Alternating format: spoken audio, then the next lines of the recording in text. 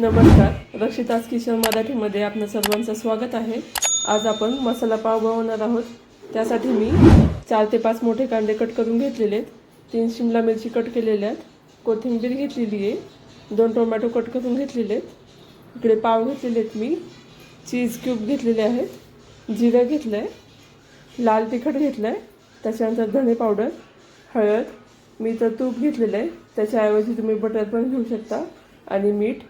तर आता आपण कृतीकडे वळूया। तर आपण आता कढईमध्ये तेल टाकून घेतलेलं आहे, त्याच्यामध्ये मी आता जिरं टाकते आहे,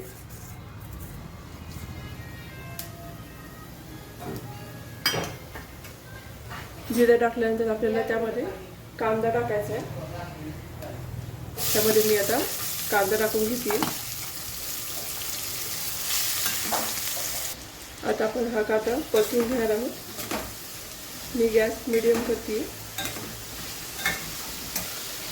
तर आपल्याला हा कांदा शिजवून घ्यायचा। त्यासाठी त्यामध्ये मी 1 चमचा मीठ टाकते।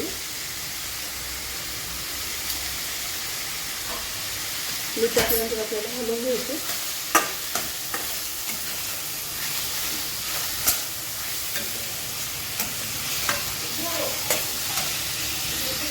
तर आपले 2 मिनिटं झालेले आहेत।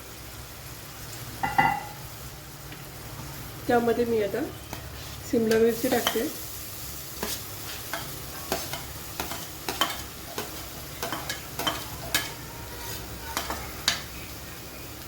त्यानंतर आपल्याला टोमॅटो टाकून घ्यायचा।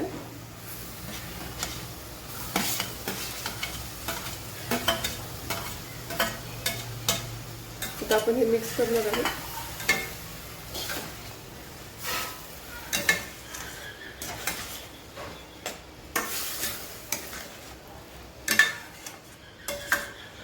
आता हे मिक्स झाल्यानंतर मी ह्याच्यावरती 5 ते 10 मिनिटं झाकण ठेवते, ते आपण शिजवून घ्यायला आहोत। तर आपले 2 मिनिटं झालेले आहेत, तर आपण पाहूया आपला कांदा ते शिजत आलेला आहे।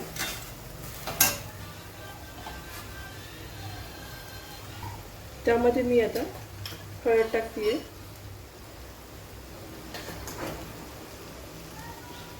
थोडीशी धने पावडर, आणि आपण ह्याच्यामध्ये लाल तिखट टाकणार आहोत। आता मी हे मिक्स करून घेते। तर मी आता ह्याच्यामध्ये पावभाजी मसाला टाकलेला आहे, तो मी मिक्स करून घेते, आणि ह्यामध्ये मी आता थोडंसं पाणी ॲड करणार आहे।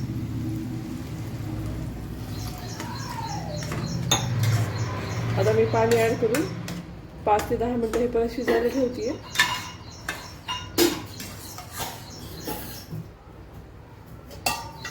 तर आता आपण हे 5 ते 10 मिनिटं शिजवून घेणार आहोत। तर आता आपण पाहूया, आपली ही भाजी रेडी आहे। तर आता मी गॅस बंद करून घेते। तर आता आपण पुढच्या कृतीकडे वळूयात। तर आता तवा तापलेला आहे आपला, त्याच्यावरती मी तूप टाकते। तूप टाकल्यानंतर आपल्याला त्याच्यामध्ये मी जी भाजी बनवून घेतली होती ती टाकते।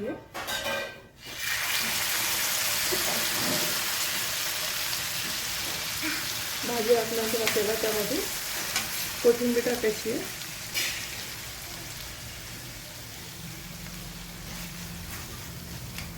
कोथिंबीर टाकल्यानंतर त्याच्यामध्ये मी पाव ठेवते,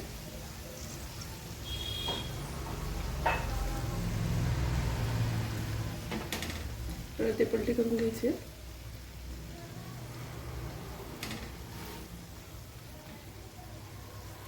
तर आपण त्याला परत पलटी करून घेतोय।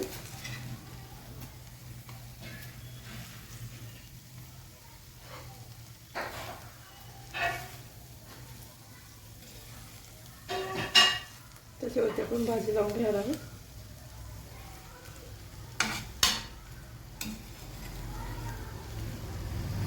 भाजी लावून झाल्यानंतर आपण त्याच्यावरती जे मी चीज घेतलेलं आहे ते मी खिसून घेते।